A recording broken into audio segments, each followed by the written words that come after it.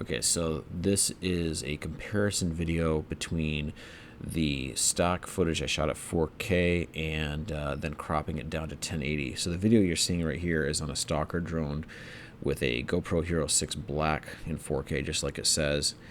And the GoPro Hero 6 Black doesn't do anything narrower than a wide. So it has wide and it has what GoPro calls super wide. So that footage is in wide. It's as narrow as you can get with a 4K. Now here's the exact same shot, cropped down to 1080. And in this video and a couple of the other ones where I cropped it, I had the settings on Vegas, which is the program I use, set to the points where I animated it. They were all a little too close together, and they weren't set to one of the smooth settings. They were just kind of linear. So it goes to this point, then it goes to that point, then it goes to this point. So if it looks like it's a little blocky, that's what's going on in those shots. Here we are going wide again with a top-down shot in 4K, and then here's the exact same shot again in 1080 cropped. It's not as good as far as crispness, but it's definitely usable. Here we are again, 1080. And one of the things with a Staaker, it kind of drifts a little bit, especially when you compare it to the air drone. Still, both of them are superior to the DJI products as far as tracking, but it drifts a little bit more than you will on an air dog. And here's that same shot, and that drift is going to show up just a little bit more. This is cropped, and then I also did animate it to more or less have myself as close to possible as center as I could as I moved around in the shot. Usable. I wouldn't crop that particular shot under normal circumstances. It was just a test. So here is a Mavic Pro shot with the Jeep.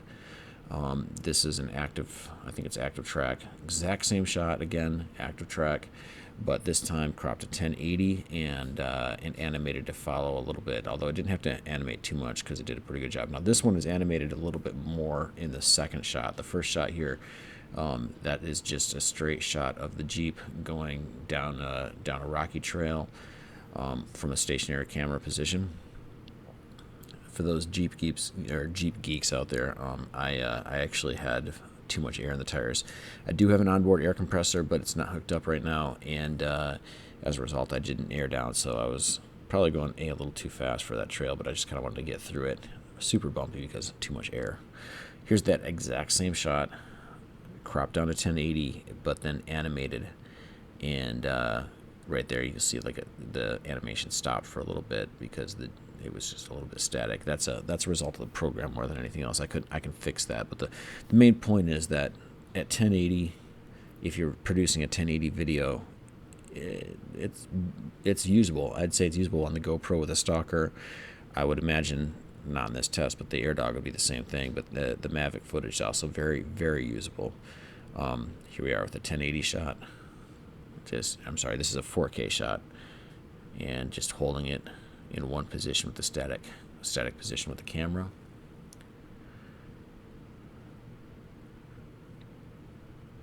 And in the next shot, it's actually my favorite shot of the bunch that I used for this little test, is taking this exact same shot, cropping it to 1080, and then digitally panning it to follow the Jeep. It's a really cool dynamic shot. This is the exact same shot. Very usable if you're producing a 1080 video. I did all this for proof of concept, and I would definitely say proof of concept. So if I'm going to be mixing footage for mountain bike footage, I can definitely mix the 4K footage in with the 1080 ride footage on the final produced videos. Thanks for watching. You can help support the production of these videos by supporting me on Patreon. Also, be sure to go over and check out the links in the description below for some of my online stores where you can get cool t-shirts like this one right here. I also have some hoodies that mix bike life with van life. Again, thanks for watching.